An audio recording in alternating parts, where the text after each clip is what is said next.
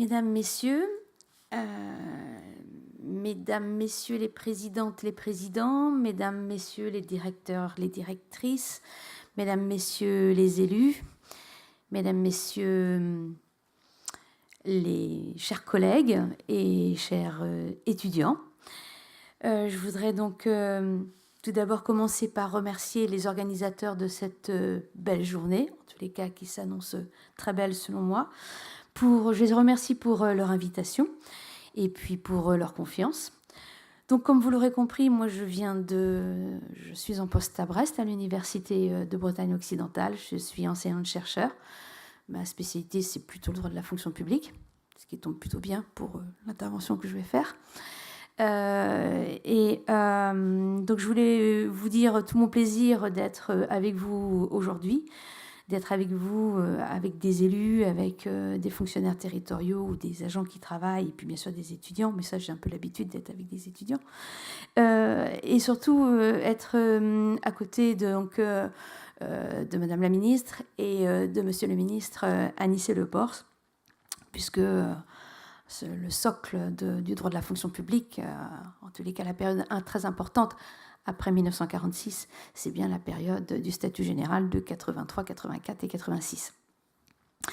Donc l'objet de mon intervention est de rappeler les fondamentaux du droit de la fonction publique française. Donc je précise, je reste en France. Donc une fonction publique qui est construite, comme vous le savez, sur un édifice statutaire. Donc il est bien question de statut. Pour tout juriste qui se respecte, il faut commencer par une définition des termes. Donc je vais commencer par essayer de définir la définition assez classique de la notion de statut. Alors selon les dictionnaires et un peu selon la pratique, donc le statut en fait couvre des règles, des droits, des obligations, des règles de déontologie, des règles de responsabilité, des règles qui peuvent être regroupées dans un texte ou dans plusieurs textes, dans un document. Donc les règles constituent le statut et le document peut constituer aussi un statut. Donc c'est l'ensemble des dispositions législatives, réglementaires, fixant les garanties fondamentales accordées à une collectivité publique, à des élus éventuellement, ou à des catégories d'agents comme le statut des magistrats ou bien sûr le statut des fonctionnaires. Le statut aussi, c'est une situation de fait. Le statut, à un moment donné on parlait le statut de la femme mariée, etc. Donc ça peut être aussi une situation de fait par rapport à une société. Quel est votre statut dans la société ? Le statut, c'est aussi une législation qui peut être applicable à certaines catégories selon la nationalité ou selon son domicile ou selon un objet, selon un territoire. Le statut territorial, par exemple. Et puis le statut, ce sont souvent aussi des actes constitutifs. Le statut d'une société, le statut d'une association. Donc le mot statut revêt de nombreuses définitions. Et du coup, je vais retenir celle de Marcel Pochard. Il y a eu beaucoup de dialogues entre Marcel Pochard et Anicet-Le-Pors, mais Marcel Pochard, dans son Que sais-je, reprend en fait l'expression d'un juriste allemand qui définit le terme de statut comme étant une situation juridiquement protégée. Donc le statut, bénéficier d'un statut, c'est être dans une situation juridiquement protégée. Du coup, ça s'applique à une association, ça s'applique à des agents, ça s'applique à une société, peu importe. Donc là, pour en venir au statut général de la fonction publique, donc le statut général de la fonction publique est donc un ensemble de règles regroupées dans plusieurs textes. Alors je glisse un petit mot, sans codification. Depuis que je m'intéresse au droit de la fonction publique, j'entends parler de codification. J'ai eu un petit espoir en 2010, puisqu'on parlait d'une loi avec une obligation, au bout de quelques mois, de prévoir une codification. Mais il n'y a toujours pas de codification du droit de la fonction publique, donc il n'y a pas de code de la fonction publique, sauf un code édité par un éditeur justement, mais il n'y a pas de code comme un code civil ou un code pénal. Alors je voudrais aussi revenir, car je crois que c'est important, je ne vais pas remonter à Louis XI, vous m'excuserez, mais un petit peu quand même, je voudrais revenir au XIXe siècle sur la notion de statut, où là, la notion de statut, on commence à utiliser ce mot comme étant une position, ou comme étant un état. Alors un état avec un petit E, bien évidemment. Donc on va parler par exemple de l'état des officiers, et en fait la première loi qui ressemble à un statut, c'est la loi de 1834 sur l'état des officiers. Alors l'état des officiers, pas au sens office, mais au sens officier des armées. Et cette première loi de 1834 pose un principe fondamental, le principe de la distinction entre le grade et l'emploi. Et ça, c'est une grosse caractéristique, c'est la caractéristique du statut général des fonctionnaires en France. Nous avons un système de fonction publique dit fermé, un système de fonction publique dit statutaire et un système de fonction publique basé sur la carrière. Pourquoi ? Parce que le fonctionnaire, et je parle bien du fonctionnaire, je ne parle pas du contractuel, je parle bien du fonctionnaire, le fonctionnaire est propriétaire de son grade. Par contre, l'employeur public dispose de l'emploi. Ça aussi, il ne faut pas l'oublier. Sauf pour les fonctionnaires qui sont inamovibles. Mais hormis cela, le fonctionnaire est propriétaire de son grade. Donc c'est une garantie fondamentale. Pourquoi ? Parce qu'en 1834, en ce milieu du XIXe siècle, et ça va continuer, nous sommes dans une période de, je ne dirais pas d'instabilité, mais en tous les cas de changements politiques assez fréquents. Et il s'agit donc de protéger, d'assurer une protection, une garantie d'indépendance, on a parlé tout à l'heure du terme indépendance, assurer donc à ces officiers des garanties les protégeant de la mobilité politique et les protégeant, leur permettant d'assurer sereinement leurs fonctions. Cette séparation du grade et de l'emploi va être peu de temps après transposée dans la fonction publique civile. Mais la question de statut va se poser. Les gouvernements successifs dès 1844 et pendant donc pratiquement un siècle vont vouloir instaurer un statut, des lois réunissant les droits et les obligations des fonctionnaires. Mais les fonctionnaires, donc on est en milieu du 19e siècle, pratiquement deuxième moitié du 19e siècle. Donc la loi Valdez-Grousseau est adoptée, les organisations syndicales trouvent leur place dans les entreprises, mais pas dans la fonction publique. D'accord ? Pas de syndicat, pas d'organisation syndicale dans la fonction publique. Ça présente un risque de révolution, d'anarchie, enfin, bref, c'est le désastre, ce serait le chaos, parce que qui dit organisation syndicale dit grève, éventuellement. Donc continuité du service public, etc. Donc pendant des années, les gouvernements successifs vont vouloir présenter un statut avec des garanties, par exemple la reprise de la séparation du grade et de l'emploi, le déroulement de la carrière, des avancements aussi prévus, mais les fonctionnaires vont refuser.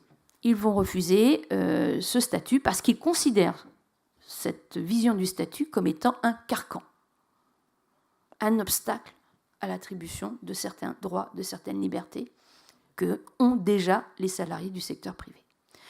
Du coup, si j'avance dans le temps, et si je fais l'exception, vous me pardonnerez, de 1941, j'arrive à 1946. Et 1946, donc, nous avons le premier statut général de la fonction publique, adopté quelques jours avant la Constitution, d'ailleurs, de 1946, juste quelques jours auparavant. Et donc, vous savez qu'à l'origine de ce statut, on trouve Maurice Thorez, par exemple. Et voilà. Et on est dans une période politique où c'est la période de tripartisme, donc on a issu aussi de la résistance pendant la Seconde Guerre mondiale. Donc on a de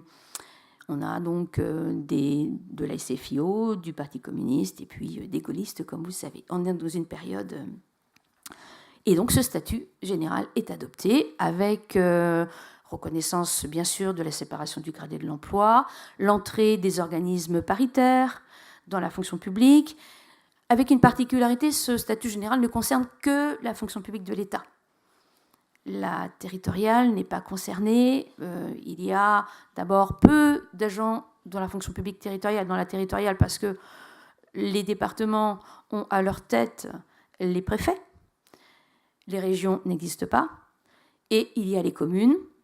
Et les communes, il va y avoir un statut qui va se dégager et qui ressemble beaucoup, qui s'est beaucoup inspiré au statut du statut de 1946 des fonctionnaires de l'État. Mais Ce statut, ces règles concernant les agents communaux ne sont pas basées sur un système de fonction publique fermé, ils sont basés sur un système de fonction publique ouverte, c'est-à-dire basé sur l'emploi. Du coup, les agents des communes, les agents communaux comme on les appelait, ne sont pas des fonctionnaires. Ils ne sont pas des fonctionnaires. D'accord ? Sont fonctionnaires, les fonctionnaires de l'État. Donc, du coup, aujourd'hui, vous l'avez compris, on est parti de l'idée d'un statut carcan à aujourd'hui une idée de statut protecteur des agents parce qu'il y a cette séparation du gradé de l'emploi, entre autres, et il y a aussi beaucoup de libertés et de droits qui sont reconnus. 1983, donc 1981, 10 mai 1981, grand changement politique, comme vous le savez, et puis 1983, 13 juillet, adoption donc du premier titre du statut général de la fonction publique, avec quelque chose d'assez intéressant. Dans les statuts de 46 ou celui de 59, les obligations étaient traitées avant les droits et libertés. En 1983, les droits et libertés sont abordés dans le statut avant les obligations. Mais pour autant, les obligations sont là. Elles sont là. Donc, je voudrais avancer, parce que je n'avance pas beaucoup, en vous donnant quelques caractéristiques de la fonction publique territoriale. Vous le disiez tout à l'heure, Monsieur le Président, elle se caractérise tout d'abord, selon moi, par un nombre d'employeurs très, très important. Grosso modo, si on a les exécutifs locaux, c'est-à-dire les maires, les présidents de conseils départementaux, les présidents de conseils régionaux, même s'ils sont moins nombreux ceux-là qu'il y a quelque temps, mais pour autant, plus les présidents des EPCI. Donc, grosso modo, on doit arriver à quelque chose comme 48 000 employeurs publics locaux, avec une proximité qu'on n'a pas dans la fonction publique territoriale. Deuxième caractéristique, une fonction publique, un nombre d'agents, on est en gros 1 900 000, presque 2 millions d'agents. À noter qu'on constate une diminution du nombre d'agents entre 2015 et 2016. Pendant longtemps, la fonction publique territoriale a plutôt grossi. Et là, on est plutôt en diminution. Avec une baisse, ce qui est caractéristique, c'est de décortiquer un petit peu ces chiffres, une baisse du recrutement, enfin une baisse du nombre de fonctionnaires et une augmentation du nombre de contractuels. Pourquoi ? Parce qu'en fait, il y a une augmentation des sorties de fonctionnaires, une diminution des entrées de fonctionnaires, et avec beaucoup plus de recrutement de contractuels, en sachant que les contractuels ont une durée forcément plus courte que pour le recrutement de fonctionnaires. Le nombre de fonctionnaires de catégorie A diminue, et le nombre de fonctionnaires de catégorie C diminue. Les C, ça diminue parce qu'en fait, il y a eu beaucoup de passages en catégorie B. Voilà, c'est aussi un élément à noter. Donc, on note quand même une hausse du nombre de contractuels dans la fonction publique territoriale. Donc, j'en profite pour rappeler les 4 piliers, les 4 lois du statut général. Donc, le titre 1, c'est la loi du 13 juillet 1983. Donc, c'est une loi qui s'applique à l'ensemble des fonctionnaires, quelle que soit leur fonction publique. Et ensuite, on a la loi 84-16 du 11 janvier 1984 pour la fonction publique d'État, celle du 26 janvier 1984 pour la fonction publique territoriale et celle du 9 janvier 1986 pour la fonction publique hospitalière. Ce que l'on peut dire, c'est qu'aujourd'hui, ce statut, cet édifice statutaire, alors certains disent une fonction publique à 3 versants, mais à l'origine on parlait d'une fonction publique à double versant, c'est-à-dire les textes, les règles communes à l'ensemble des fonctionnaires, et ensuite le deuxième versant, les 3 fonctions publiques. Donc ce que l'on peut dire, c'est qu'on a parlé tout à l'heure du CAP 22, de ce fameux comité,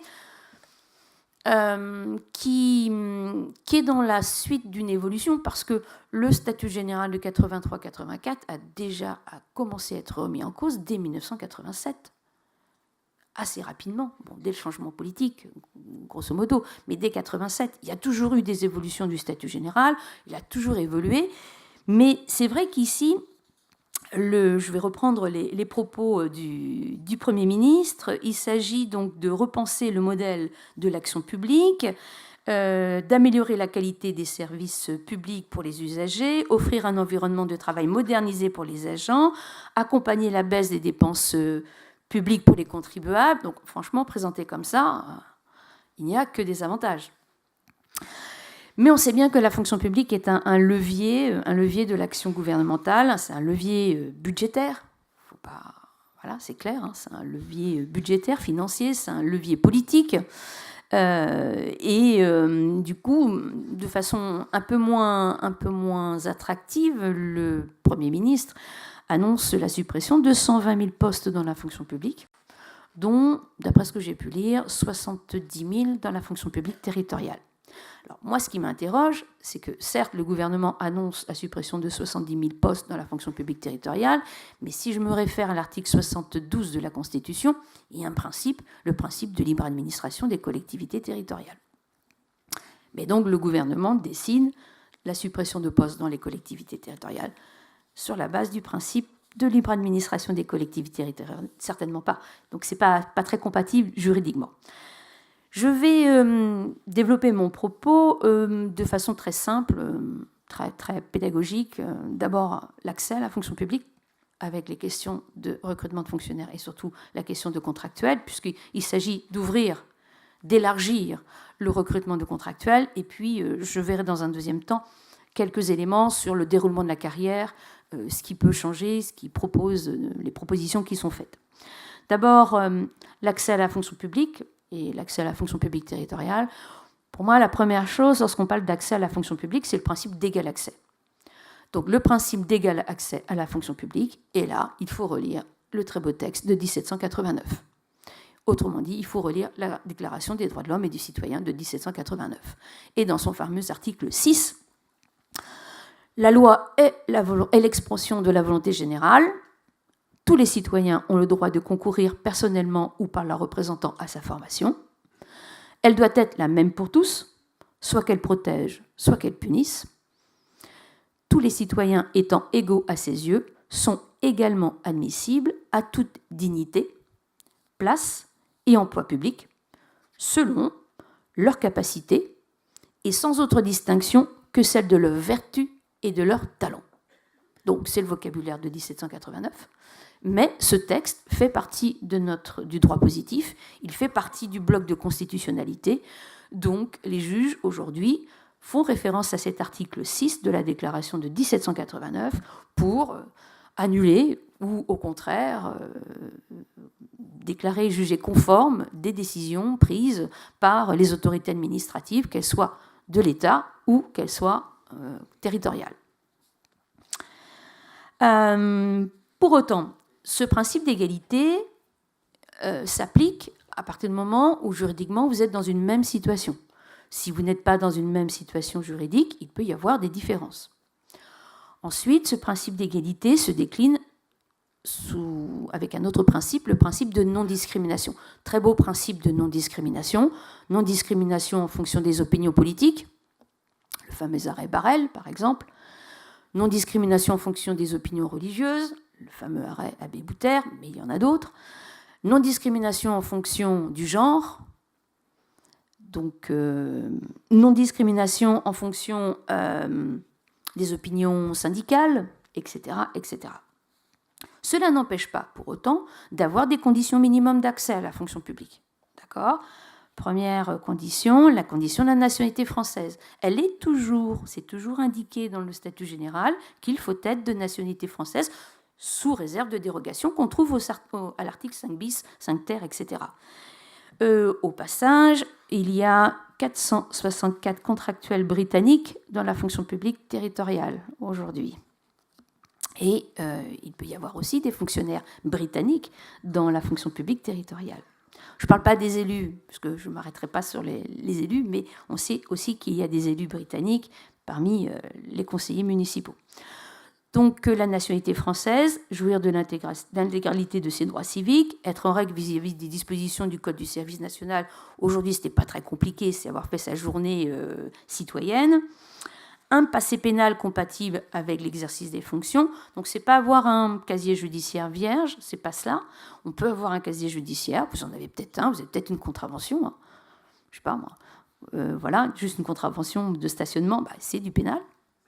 Peut-être pas dans le casier, mais c'est du pénal. Mais en tous les cas, il faut avoir un passé pénal compatible. Enfin, le mieux, c'est de ne pas avoir de passé pénal, nous sommes bien d'accord. Mais si jamais vous en avez un, il faut qu'il soit compatible avec l'exercice des fonctions envisagées. L'aptitude physique, donc bien sûr, avoir l'aptitude physique. Et aujourd'hui, compte tenu des possibilités, de compenser le handicap. Ensuite, autre principe d'accès à la fonction publique, le concours, on en a parlé tout à l'heure. Et surtout, on a eu les interventions. Le concours, c'est une technique très ancienne, hein, qui remonte en fait aux mandarins. Donc les mandarins en Chine utilisaient la technique du concours et les missionnaires revenant de Chine ont rapporté cette technique. Mais surtout, depuis 1983, le concours est un principe. Donc pour accéder à la fonction publique, par principe, on passe un concours. Un concours qui peut être sur épreuve, c'est souvent comme cela, mais ça peut être un concours sur titre, sur dossier, peu importe. Il n'y a pas que le concours pour accéder à la fonction publique, il y a d'autres possibilités, même pour être fonctionnaire. Et par exemple, on peut parler des pactes, des parcours d'accès que vous connaissez aux carrières, de la territoriale, de l'État et de la fonction publique hospitalière. Et d'ailleurs, les pactes qui étaient réservés aux jeunes de 18 à 25 ans en échec scolaire, pour faire rapide, aujourd'hui sont élargis. C'est élargi jusqu'à 28 ans et c'est élargi aussi aux demandeurs d'emploi ou à des personnes qui bénéficient malheureusement d'un minimum social. Donc, ils peuvent aussi... C'était l'idée qui avait été avancée de pacte junior dans un premier temps et de pacte senior. Pacte senior, ça n'avait pas abouti, mais du coup, aujourd'hui, c'est possible. Et puis surtout, l'idée du concours et le principe du concours, il faut savoir que moins d'un cinquième des recrutements se fait par concours. Donc, bien sûr, parce qu'il y a beaucoup de recrutements de contractuels, de plus en plus de recrutements de contractuels. Dans la fonction publique globalement, je ne dis pas dans la territoriale, on dénombre 77 000 entrées de fonctionnaires pour 253 000 entrées de contractuels. Donc ça interroge. Ce que l'on note aussi, une étude très intéressante que j'ai pu lire, c'est que le concours est vraiment, enfin pour moi, est un garant du principe de non-discrimination, parce que qui dit concours dit jury. C'est ce qui caractérise, c'est pas l'épreuve ou l'absence d'épreuve. Ce qui caractérise le concours, c'est le jury. Et le jury, il se veut collégial, il se veut indépendant, impartial, avec aujourd'hui, il faut le noter, si on peut tendre à la parité, les différentes parités, eh bien oui. Donc pour moi, il est vraiment un garant du principe d'égalité, même s'il a des inconvénients. C'est lourd à organiser. Enfin, vous êtes les personnes du CDG, des CDG organisent des concours, donc c'est lourd à organiser. Le concours de recrutement de professeurs de musique, il faut avoir le piano qui va bien, ou la flûte, ou je ne sais pas. Voilà, donc c'est très lourd à organiser, c'est long. Et c'est vrai que pour pallier à ces inconvénients, le contrat est un outil très, très pratique. Mais ce que l'on note aussi, c'est qu'il y a des discriminations lorsqu'il n'y a pas de recrutement par concours, il y a des discriminations. Et cette étude que j'ai pu lire met en avant que les taux d'accès aux entretiens sur les mêmes offres d'emploi pour deux candidats,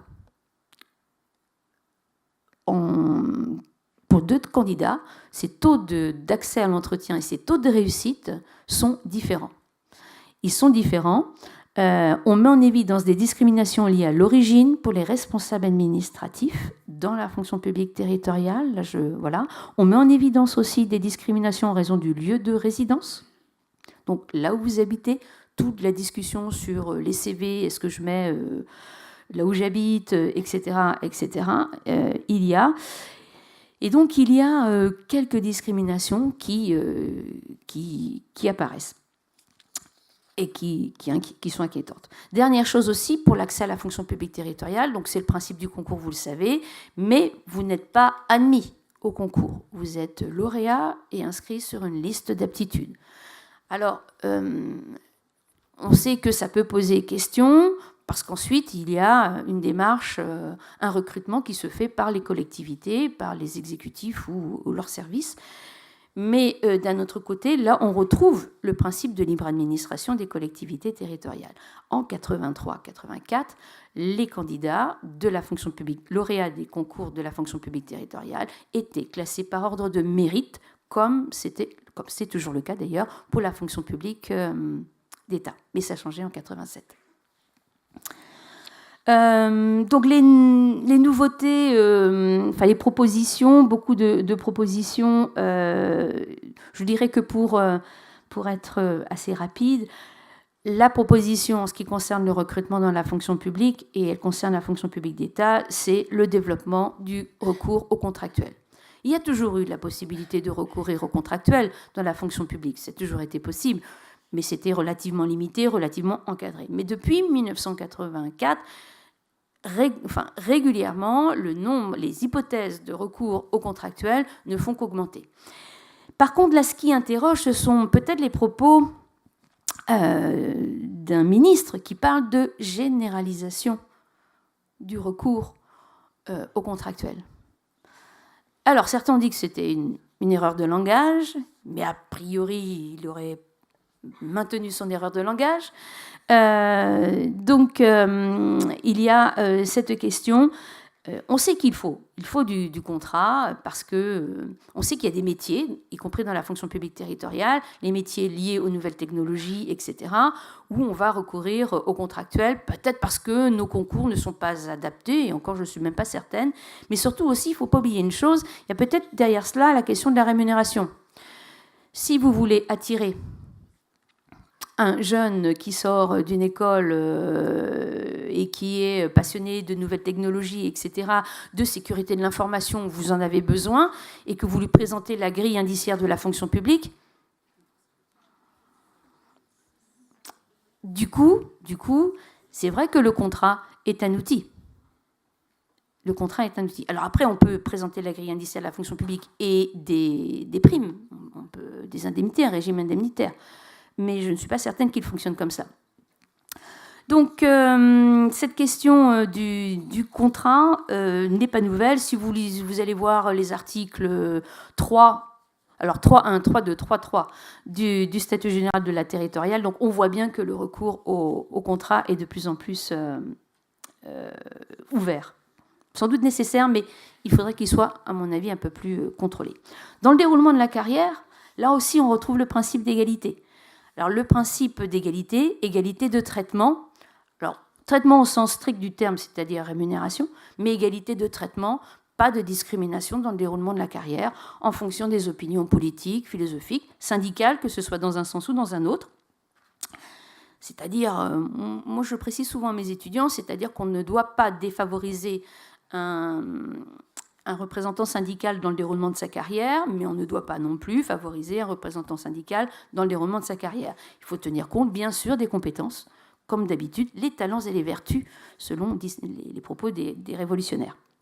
Alors, dans le déroulement de la carrière, on retrouve ici notre principe de séparation du grade et de l'emploi. Le fonctionnaire est propriétaire de son grade. Ça, c'est un élément très important. Et ça fait quand même une différence avec le contractuel. Même si le contractuel a un CDI, même si le contractuel a un contrat à durée indéterminée, il n'est pas propriétaire de son grade. Ce qui veut dire que si on supprime son emploi, l'administration, certes, il y a un principe général du droit qui veut qu'aujourd'hui, l'administration doit essayer de lui proposer un emploi équivalent, si elle le peut. Mais sinon, il est licencié. Alors que le fonctionnaire, si on lui supprime son emploi, on doit lui proposer un autre emploi, 1, 2, 3, ou alors il va être pris en charge par un CDG ou le Centre national de la fonction publique territoriale. Et puis, il va y avoir des possibilités de formation, etc., etc. Donc, ça fait quand même une différence. Et le Conseil d'État, d'ailleurs, rappelle que les emplois permanents doivent être occupés par des fonctionnaires, exceptionnellement par des contractuels. Et si un fonctionnaire se voit supprimer son emploi et qu'on peut lui proposer un emploi occupé par un contractuel, il sera prioritaire sur le contractuel. L'autre différence, c'est sans doute aussi l'avancement, les conditions d'avancement, etc., qui sont plus favorables pour un fonctionnaire que pour un contractuel. Donc, j'ai parlé du Conseil d'État, c'est assez intéressant parce que, en tant que juriste, cette autre juridiction joue un rôle fondamental.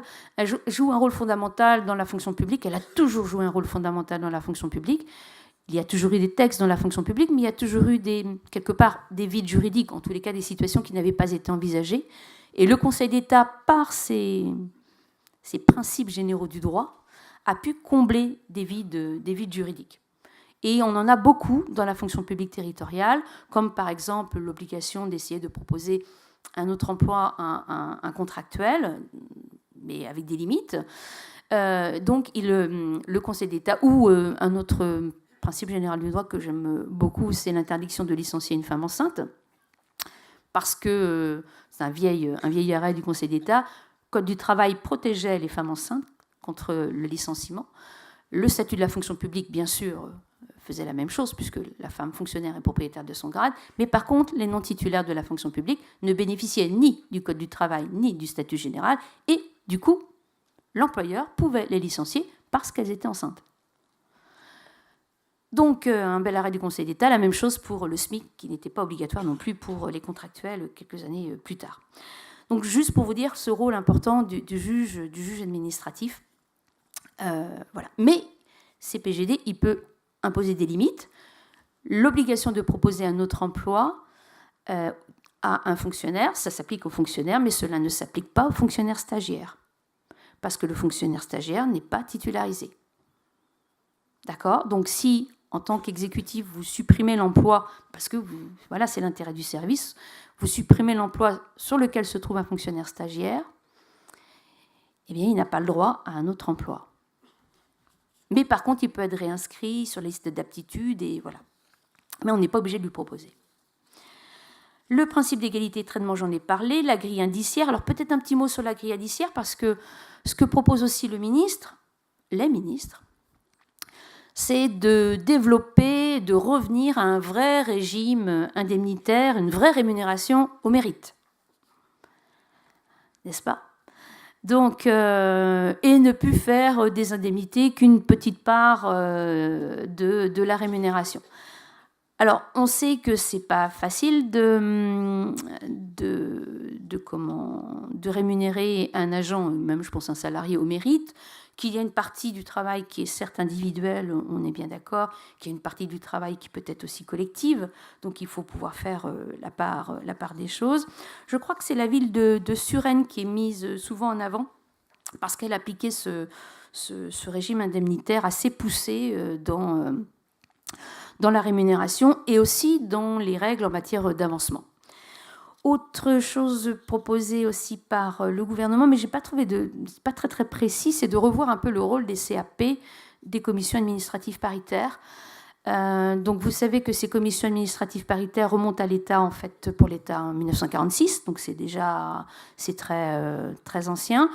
Et donc elles trouvent bien sûr leur place dans la fonction publique territoriale. À côté des comités techniques, à côté des CHSCT, à côté, on en a parlé, des conseils supérieurs de la fonction publique pour chaque fonction publique et du conseil supérieur commun pour l'ensemble de la fonction publique. Donc il y a beaucoup d'interrogations parce que les CAP, elles ont cette particularité d'intervenir très très fréquemment dans le déroulement de la carrière des fonctionnaires, pour l'avancement, pour les mutations, etc. Et puis aussi, l'autre aspect, c'est qu'elles sont paritaires. Elles ont une composition paritaire. Donc, on a parlé tout à l'heure des élections professionnelles. Donc, elles sont composées pour moitié de représentants de l'administration et pour moitié de représentants des organisations syndicales représentatives des fonctionnaires. Donc, la toucher au CAP, c'est toucher à aussi à la place des syndicats dans la fonction publique. Et c'est une place qui est très originale. Ils n'occupent pas cette place dans l'entreprise. Absolument pas. On a parlé aussi de mobilité. Alors, plus faciliter la mobilité dans la fonction publique, mais moi, il me trouve qu'on a déjà beaucoup d'instruments qui permettent la mobilité dans la fonction publique. Tout à l'heure, on a parlé de communes nouvelles, donc ça suppose une certaine mobilité sur un même territoire. On a parlé d'intercommunalité, de mobilité entre une commune, l'intercommunalité, notre commune, peu importe. On a les outils. Dans la vidéo, on a parlé de mobilité entre les fonctions publiques. Alors, par contre, ce que je note, c'est ça a l'air d'être plus facile ou plus attractif de passer de la fonction publique d'État à la fonction publique territoriale. Je ne sais pas, c'est peut-être, je connais moins de cas, en tous les cas, c'est juste un ressenti, moins de cas de passer de la territoriale à l'État. Mais ce n'est juste qu'un ressenti. Et l'hospitalière qui est peut-être un peu moins connue. Il y a une autre mobilité aussi qui est assez intéressante que vous devez rencontrer dans la fonction publique territoriale. Ce sont des militaires qui, avec leur statut, qui leur permettent de venir dans un premier temps en mode détachement pour voir si cela convient, et ensuite ils intègrent. Ça peut être quelque chose, une solution qu'on pourrait reprendre par rapport à certains propos tenus. Donc il y a de la mobilité dans la fonction publique et la mobilité par rapport au secteur privé. De plus en plus, il y a des possibilités offertes pour voire même prendre un mi-temps pour créer une entreprise ou pour reprendre une entreprise. Et il y a toujours les possibilités de détachement, vous le savez, etc. Donc il y a beaucoup de possibilités. Elles existent, les possibilités. Le problème, c'est souvent le retour dans sa fonction publique, à la suite d'un détachement, etc. Quelquefois, il faut vraiment bien le préparer, bien l'anticiper. Mais juridiquement, les solutions sont là. Pour terminer, la cessation d'activité. Donc la cessation d'activité dans la fonction publique, classiquement, c'est la retraite, la radiation des cadres pour atteinte de la limite d'âge. Ça, c'est la solution la plus normal, hein. Mais il y a aussi les licenciements, parce qu'il y a des licenciements dans la fonction publique, ça existe, les fonctionnaires peuvent être licenciés, et puis il y a bien sûr la révocation, ça c'est un licenciement un peu particulier, disciplinaire. Le gouvernement a annoncé un plan de départ à la retraite, un plan de départ volontaire. Alors je ne sais pas si ça va se faire, parce qu'il y a quand même un coût. Donc la possibilité pour les fonctionnaires de partir à la retraite avant la limite d'âge, parce que c'est le principe, avec une indemnité de départ qui serait de 24 mois. Alors d'abord, ça a déjà été possible en 2008 pour la fonction publique d'État, et c'est toujours possible aussi dans la fonction publique militaire. Vous savez que la fonction publique militaire, ils peuvent partir, il y a des plans de départ volontaires à la retraite avec ce qu'on appelle un pécule. Donc vous partez, on vous maintient votre rémunération, votre solde pour eux, sans les indemnités, mais avec la rémunération de base, et un pécule qui est censé couvrir la différence jusqu'à l'âge de départ à la retraite. Après, on a eu d'autres solutions dans les années 80, avec la cessation progressive d'activité ou la cessation anticipée d'activité. Ça fonctionnait aussi bien. Donc là, on a plus le sentiment que c'est pour des départs anticipés bien largement avant la limite d'âge, et sans doute pour inciter à passer dans le secteur privé. Mais quelque part, lorsqu'on a décidé de faire sa carrière dans la fonction publique, qu'on est là pour servir l'intérêt général, c'est pas. Alors après, on peut passer dans le secteur privé, on peut revenir dans le secteur public, mais il y a quand même, je pense, une certaine vocation. Et quand j'ai pu faire partie de jury de concours de la territoriale, cette fameuse troisième voie d'accès au concours, on a pu voir des profils de personnes qui disaient, moi je veux, travaillant à la poste, voulant revenir dans le vrai service public, etc. Donc, et puis des personnes experts comptables disant, moi j'en ai marre de ce job d'expert comptable, je veux me rendre utile et peut-être gagner moins, sans doute beaucoup, mais me mettre au service des usagers, des administrés. Voilà, et je voulais terminer sur quelques réactions des organisations syndicales face aux différentes annonces. C'est casser le statut, contractualiser l'emploi, privatiser les missions, c'est accentuer les inégalités. Les plus riches auront le meilleur service rendu au détriment de la plus grande majorité des usagers devenus des clients. Pour un syndicat. Pour un autre syndicat, le pouvoir en place veut en finir avec le statut. L'UNSA, à aucun moment ce scénario ne nous a été présenté, parce qu'il y a peut-être aussi la façon dont les annonces sont faites. Et la CFDT, il est question d'une remise en cause du statut général des fonctionnaires. Bien, je vous remercie. Juste quelques pistes avec un peu de recul. Merci.